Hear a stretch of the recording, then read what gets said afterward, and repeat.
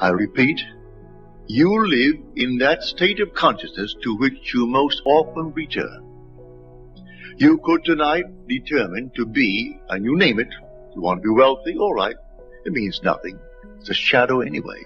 But if that's what you want to be secure, what would the feeling be like if you were? You assume that you are, and that assumption may be denied at the moment of the assumption, denied by your senses, denied by reason.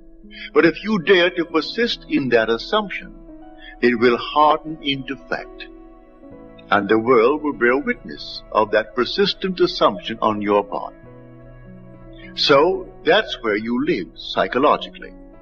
Tonight you go home, and you may go to a place where 12 people live, and no 2 of the 12 live in the same psychological place. They could sleep in the same bed, and physically they're under the same roof, but psychologically they are in different dwelling places. So you can determine where you want to dwell psychologically. You want to be secure? What's wrong with that? Not a thing wrong with it. You want to be known in this world? Nothing wrong with that.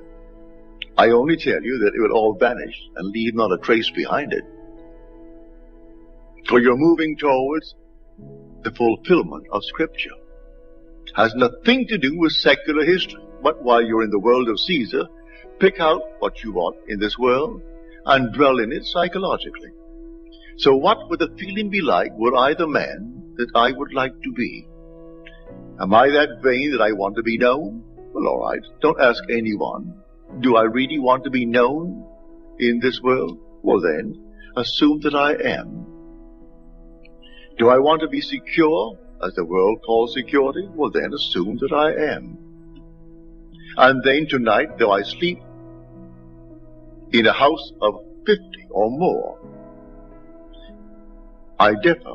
As far as they're concerned, they have different selections as to where they are sleeping psychologically.